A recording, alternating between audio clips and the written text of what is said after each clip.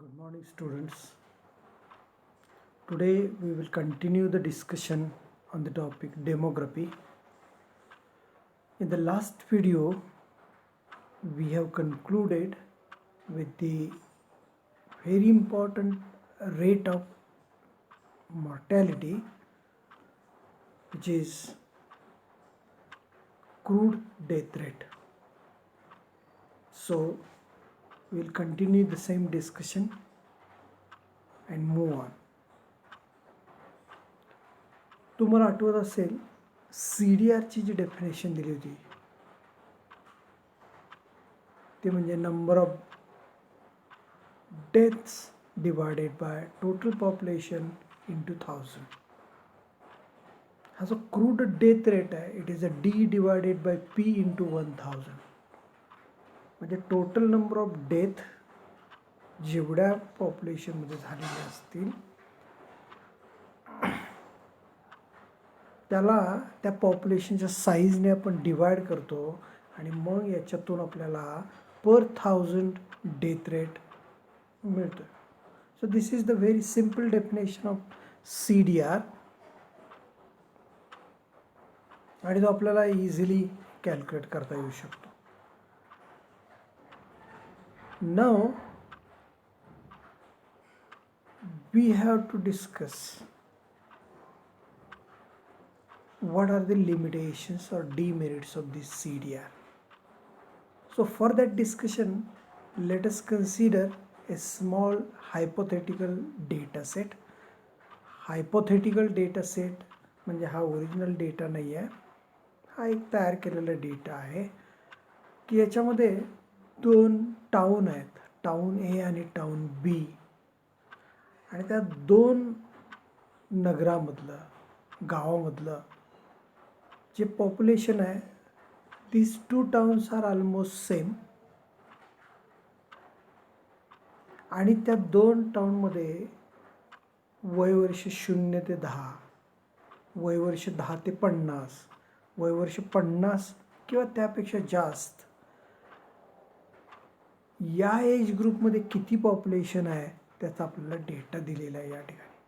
म्हणजे town A मध्ये उदाहरणार्थ वयवर्ष 0 ते 10 मध्ये 5000 पॉप्युलेशन आहे. अशा पद्धतीने हे दोन पॉप्युलेशन आपल्या समोर दिलेले आहेत आणि त्या प्रत्येक वयोगटामध्ये किती डेथ झालेले आहेत, number of deaths occurred in that particular age group in town A आणि टाउन B यांची संख्या आपल्याला दिलेली आहे. म्हणजे उदाहरणार्थ बघा 137 हा जो आकडा आहे तो काय दर्शवतो, तर टाउन A मध्ये वयवर्ष 50 किंवा 50पेक्षा जास्त वयाच्या व्यक्तींचे झालेले मृत्यू आहेत. तर हा डेटा अशा पद्धतीने आपल्या समोर आलेला आहे. Let us compute CDR for these two populations. So CDR for population A आणि CDR फॉर पॉप्युलेशन B हे दोन्ही सारखे येतात. कारण का, तर त्या दोन्ही पॉप्युलेशनमध्ये झालेले जे टोटल नंबर ऑफ डेथ्स आहेत ते किती आहेत, 217. दोघांची साईज सेम आहे, त्यामुळे त्याच्यामध्ये आपल्याला CDR मिळतोय 18.5 किंवा ऑन एन ॲव्हरेज किंवा ॲप्रॉक्सिमेटली इक्वल टू 19 असं पण म्हणूया. म्हणजे या दोन्ही गावामध्ये टाउन्समध्ये मृत्यूचं प्रमाण जे आहे, मृत्यू दर जो आहे तो दर 1019, म्हणजे 1000 व्यक्तींच्या पाठीमागं साधारणतः 19 व्यक्तींचा मृत्यू होतो. नाव come back to the data set. CDR सारखा आला म्हणून आपण त्याच्यावर असं कन्क्लुजन केलं की त्या दोन्ही पॉप्युलेशनमध्ये डेथ रेट सेम आहे. पण जर डेटाकडे आपण काळजीपूर्वक पाहिलं तर आपल्याला असं लक्षात येईल की टाउन A आणि टाउन B मध्ये वयवर्ष 0 ते 10 या वयोगटामध्ये साधारणतः मृत्यू सारखे आहेत. म्हणजे एका टाऊनमध्ये 35 मृत्यू झालेले आहेत, तर दुसऱ्या टाऊनमध्ये 33 मृत्यू झालेले आहेत. आणि त्यांची जी लोकसंख्या आहे ते टाऊन एसाठी 5,000 आहे, टाऊन बीसाठी 3,000 आहे. म्हणजे जवळपास सारख्याकडे या ठिकाणी आपल्याला दिसून येतात. पण वयवर्ष 10 ते 50 आणि वयवर्ष 50 आणि त्यापेक्षा जास्त या 2 वयोगटामध्ये जर आपण पाहिलं तर पॉप्युलेशन पॅटर्न सेम आहे. म्हणजे लोकांची संख्या, तिथली जी लोकसंख्या या वयोगटातली ती साधारणतः सारखी आहे. पण मृत्यूचं जर प्रमाण आपण पाहिलं तर असं लक्षात येईल की 10 ते 50 या वयोगटामध्ये टाऊन बीमध्ये जास्त डेथ आढळून आलेले आहेत, तर 50 किंवा त्यापेक्षा वयोगटामध्ये टाऊन एमध्ये जास्त मृत्यू आढळून आलेले आहेत. म्हणजे तुलनेने तरुण व्यक्तींचे मृत्यू टाऊन बीमध्ये जास्त झालेले आहेत एपेक्षा, आणि 50पेक्षा जास्त वय असलेल्या व्यक्तींचे मृत्यू टाऊन एमध्ये जास्त झालेले आहेत टाऊन बीपेक्षा. त्यामुळे जर वयानुसार जर आपण या पॉप्युलेशनकडे पाहिलं तर त्यांचा मॉर्टॅलिटी पॅटर्न हा सारखा नाही आहे. पण आपल्याला CDR दोन्हींचा सारखा मिळाला. त्याचं कारण असं आहे की CDR कॅल्क्युलेट करत असताना एखादी व्यक्ती जर मरण पावली तर ती कोणत्या वर्षी, त्याच्या वयाच्या कोणत्या वर्षी त्याचा मृत्यू झालेला आहे हे आपण विचारात घेत नाही आहे. आपण 80 वर्षाच्या एखाद्या गृहस्थाचा मृत्यू झाला आणि 5 वर्षाच्या बाळाचा मृत्यू झाला तर त्याच्यामध्ये फरक करत नाही. मृत्यू किंवा डेथ या कॅटेगरीमध्ये दोघांना कॅल्क्युलेट करतोय. So we are not taking into consideration the age of the deceased person. म्हणजे ज्याचा मृत्यू पावलेला आहे त्या व्यक्तीचं वय आपण विचारात घेत नाही आहे.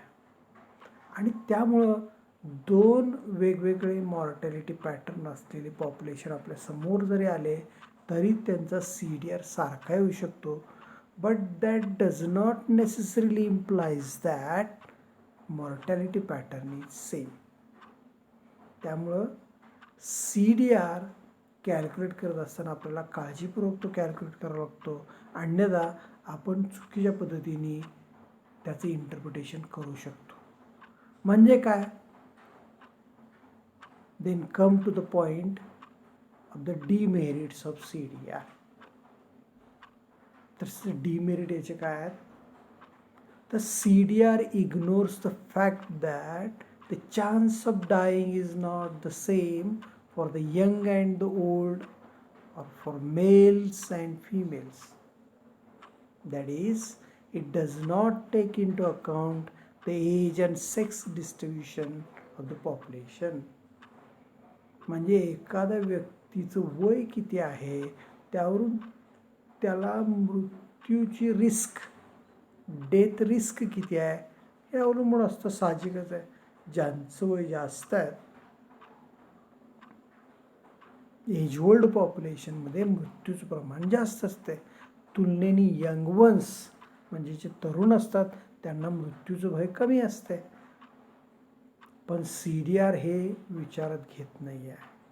So it is the limitation of the CDR that it does not take into account the age and sex distribution of the population.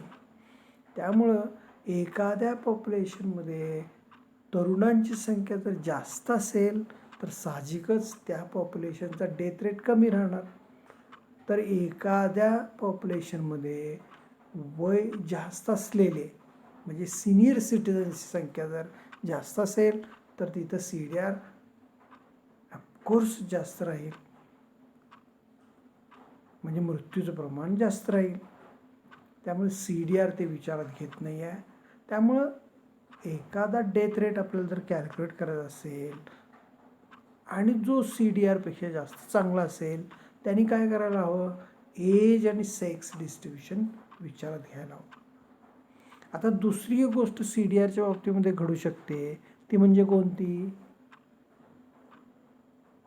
तर CDR also ignores the fact that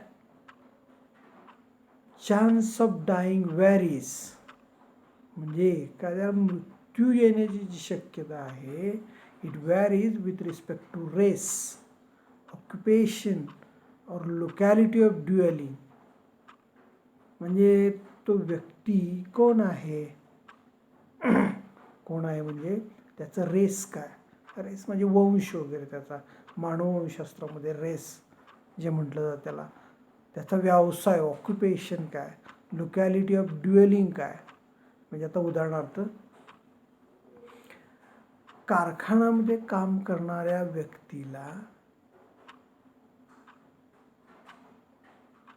हे ऑफिसमध्ये काम करणाऱ्या व्यक्तीपेक्षा जास्त रिस्क असते. जो कामगार एखाद्या मशीनवरती काम करणार आहे त्याला ऑफिसमध्ये the person working with the computer ह्याच्यापेक्षा जास्त डेथ रिस्क असू शकते.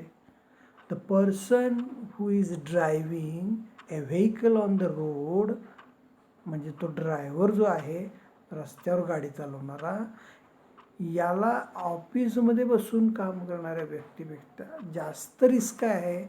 त्यामुळे तुमचा व्यवसाय कोणता आहे याच्यावरून तुम्हाला रिस्क कमी आहे की जास्त आहे हे अवलंबून राहील.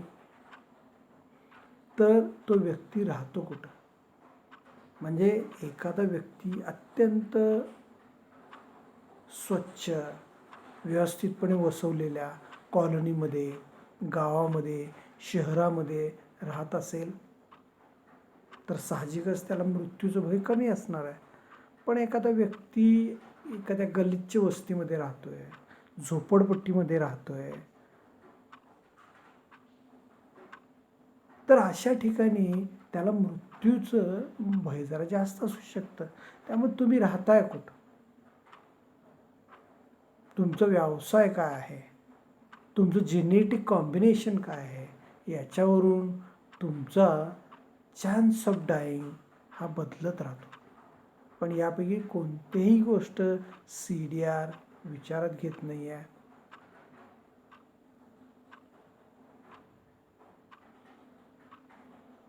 त्यामुळं CDR वरून आपण जे इंटरप्रिटेशन करू ते काही पूर्णता असू शकत नाही आहे.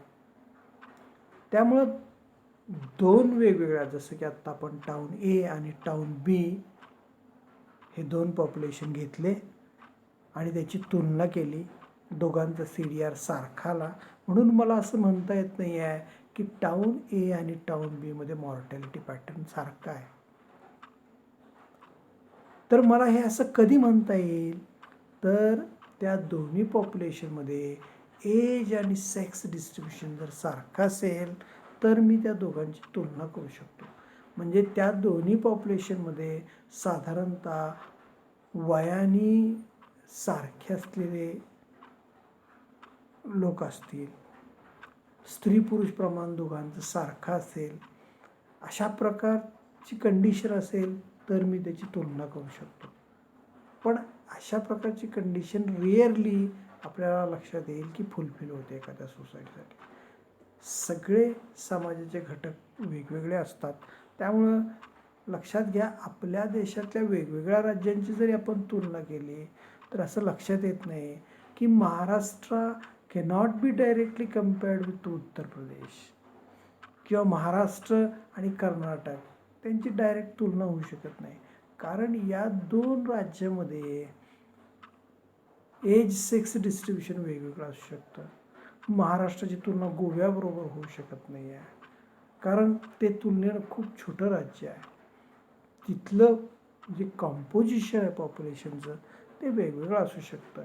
त्यामुळं CDR वापरत असताना, तो एखाद्या पॉप्युलेशनसाठी कॅल्क्युलेट करत असताना आपल्याला अडचण निर्माण होऊ शकते. हे त्याचे सिव्हिअर डिमेरिट्स आहेत आणि त्यामुळं CDR आपल्याला फारसा उपयोग पडत नाही. पण याचा फायदा असा आहे की एखाद्या पॉप्युलेशनसाठी आपण CDR कॅल्क्युलेट केला तर आपल्याला त्या पॉप्युलेशनच्या हेल्थ कंडिशनबद्दल अंदाज येऊ शकतो आणि तो कॅल्क्युलेट करायला खूप सोपा आहे. कारण काय, आपल्याला 2च फिगर आवश्यक असतात. एक म्हणजे टोटल पॉप्युलेशन किती आहे आणि दुसरी म्हणजे त्या पॉप्युलेशनमध्ये डेथ किती झाल्या आहेत. सो D/P × 1000 आणि त्यामुळं CDR कॅल्क्युलेट करतो आपण. It gives us a crude estimate of mortality pattern of the underlying population आणि म्हणूनच त्याला क्रूड डेथ रेट असं म्हटलेलं आहे. ओके, सो आता या डिमेरिट भरून काढणारा, त्याच्यावर मात करणारा असा कोणता मॉर्टॅलिटी रेट आपण डिफाईन करू शकतो का? तर अशा प्रकारचे जे डेथ रेट आहेत त्याला म्हटलं जातं स्पेसिफिक डेथ रेट. SDR हा त्याचा शॉर्ट फॉर्म आहे, ॲक्रॉनिम आहे त्याचा. आता स्पेसिफिक डेथ रेट म्हणजे काय, तर these rates are computed for specific section of the community during given period. आता स्पेसिफिक सेक्शन म्हणजे काय, तर उदाहरणार्थ फक्त महिलांचा डेथ रेट कॅल्क्युलेट करायचा, फक्त नवजात बालकांचा डेथ रेट कॅल्क्युलेट करायचा, इन्फंट्स, फक्त कामगारांचा डेथ रेट कॅल्क्युलेट करायचा, फक्त डॉक्टरांचा डेथ रेट कॅल्क्युलेट करायचा, विशिष्ट वयोगटामध्ये म्हणजे उदाहरणार्थ वयवर्ष 40 ते वयवर्ष 60 या काळामध्ये लोकांना काय डेथ रिस्क आहे, मग मी तोच फक्त वयोगट घेतला आणि डेथ रेट कॅल्क्युलेट केला तर त्याला स्पेसिफिक डेथ रेट म्हणता येईल. किंवा एखाद्या विशिष्ट एरियाचा, म्हणजे फॉर एक्झाम्पल एखाद्या एरियामध्ये एखादी विशिष्ट अशी फॅक्टरी आहे, इंडस्ट्री आहे आणि जी पॉल्युशन निर्माण करते असं तिथल्या लोकांचं जर म्हणणं असेल, मग आता याची पडताळणी आपण कशी करू शकतो, तर त्या लोकॅलिटीमध्ये आपण डेथ्स ड्यू टू पॉल्युटंट्स म्हणजे वेगवेगळ्या प्रकारची प्रदूषक असतात त्याच्यामुळं लोकांचे मृत्यू किती म्हणजे पॉल्युटंट्स डायरेक्ट व्यक्तीच्या फुफ्फुसावरती अटॅक करत असतात, त्यामुळं लंग इन्फेक्शन होऊन किती लोकांचा मृत्यू झालेला आहे याचा आपण जर अभ्यास केला तर आपल्याला त्याच्यावरून लक्षात येईल. म्हणजे एखाद्या विशिष्ट लोकॅलिटीचं आता काही या आत्ताच्या पॅन्डेमिक काळामध्ये तुमच्या लक्षात येईल की those who are directly working with the corona positive patients म्हणजे जे डॉक्टर्स आहेत आणि कन्सर्न मेडिकल स्टाफ आहे, they are at the high risk. मग आता या लोकांच्यामध्ये डेथ रेट जास्त आहे का, मग त्यांचं ऑक्युपेशन म्हणजे त्यांचा व्यवसाय, आता उदाहरणार्थ एखाद्या रोगामुळे मृत्यू होण्याचं प्रमाण, आता फॉर एक्झाम्पल कॅन्सर हा एक असा डिसीज आहे, तर कॅन्सरमुळे लोकांचा किती प्रमाणात मृत्यू होतोय, तर ते याचं कॅल्क्युलेशन करत असताना आपल्याला विशिष्ट सेक्शन आपण विचारात घेतोय. मग अशा प्रकारचे जे रेट्स आहेत त्याला स्पेसिफिक डेथ रेट असं म्हटलं जातं.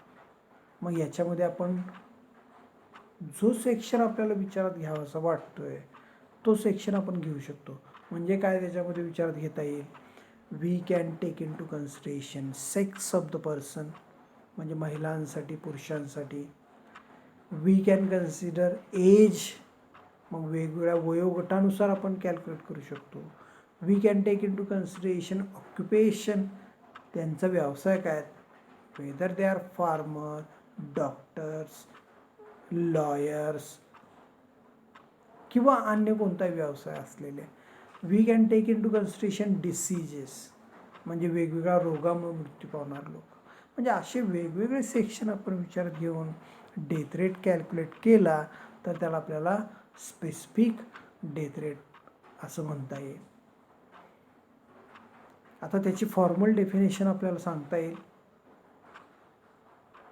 That is SDR.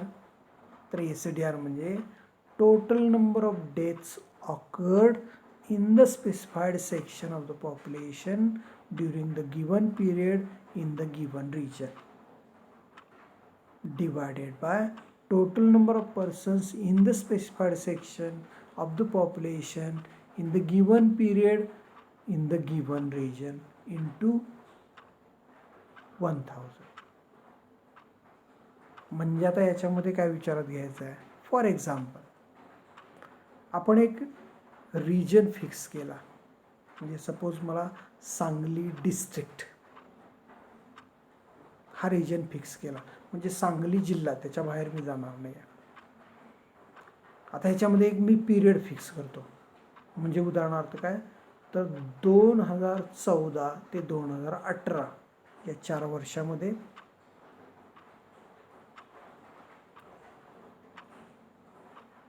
मला स्नेक बाईटमुळं किती मृत्यू झाले, म्हणजे सर्पदंश होऊन, साप चावून, विषारी साप चावून किती लोकांचा मृत्यू झाला, त्याला मला म्हणजे सर्पदंशाचा मृत्यू दर काढायचा आहे, फॉर एक्झाम्पल.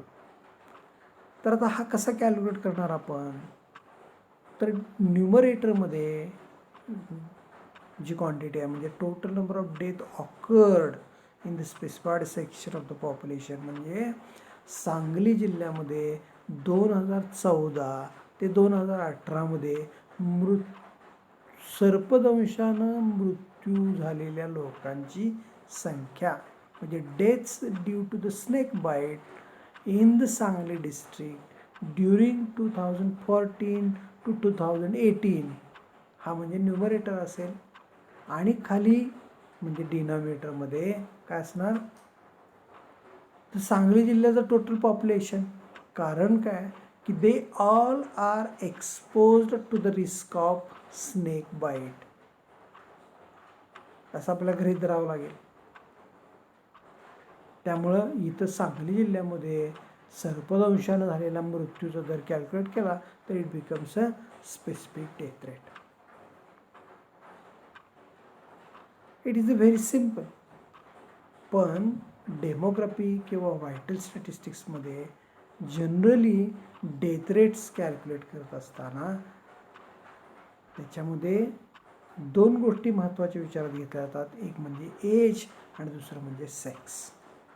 म्हणजे वेगवेगळ्या वयोगटानुसार मृत्यूचा दर कॅल्क्युलेट करायचा आणि महिला आणि पुरुष अशा पद्धतीने त्याचं क्लासिफिकेशन करून age specific death rate calculate केला जातो. ह्या 2 महत्त्वाच्या गोष्टी आहेत, त्या आपल्याला कॅल्क्युलेट करता येतात. आता ज्यावेळेला आपण एज विचारात घेतोय त्यावेळेला म्हटलं जातं एज स्पेसिफिक डेथ रेट. हा अतिशय महत्त्वाचा डेथ रेट आहे. आणि आपल्याला सर्वांना माहीतच आहे की माणसाचा मृत्यू हा त्याच्या वयावरती जास्त प्रमाणात अवलंबून आहे. म्हणजे इतरही गोष्टीवरती तो अवलंबून आहे, त्याची हेल्थ कशावरती आहे, पण आपण ज्याला नॅचरल डेथ असं म्हणतो ती it depends on the age. As age increases risk also increases. अर्थात त्याचं एक रिलेशन आहे. आपण खूप लहान असतो, म्हणजे लहान बाळाला सुद्धा मृत्यूची जास्त रिस्क असते. So at the very small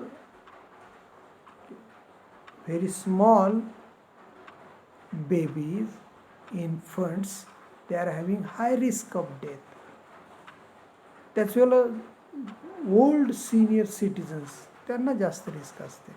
त्यामुळं स्पेसिफिक डेथ रेट कॅल्क्युलेट करत असताना या 2 गोष्टी जास्त प्रमाणात विचारात घेतल्या जातात, त्या म्हणजे एज आणि सेक्स. सो मला वाटतं की या ठिकाणी आपण थांबायला हवं. इनफॅक्ट हे माझं प्रेझेंटेशन पूर्ण झालेलं नाही आहे, पण आपल्याला वेळेची मर्यादा आहे, त्या वेळेत आपल्याला थांबावंच लागेल. तर let me recap what we have studied in this video. आपण काय पाहिलं तर CDR कॅल्क्युलेट करत असताना किंवा तो इंटरप्रिट करत असताना काय मर्यादा येतात आपल्याला, म्हणजे CDRच्या डिमेरिट्स आपण एका एक्झाम्पलच्या मदतीने विचारात घेतल्या. मग CDR जर आपल्याला वापरता येत नसेल तर त्याच्याऐवजी त्याच्यापेक्षा चांगला असा कोणता डेथ रेट आपण वापरू शकतो, तर तो म्हणजे स्पेसिफिक डेथ रेट. आणि स्पेसिफिक डेथ रेटची आपण डेफिनेशन पाहिलेली आहे. आता यानंतर आपण पाहणार आहोत ते एज स्पेसिफिक डेथ रेट. पण तुर्तास आज इथंच थांबूया आपण. तुम्ही हा व्हिडिओ काळजीपूर्वक ऐकला त्याबद्दल तुमचे धन्यवाद. आपण सर्वजण घरी राहा. Stay at your home and stay safe and see you tomorrow. Thank you.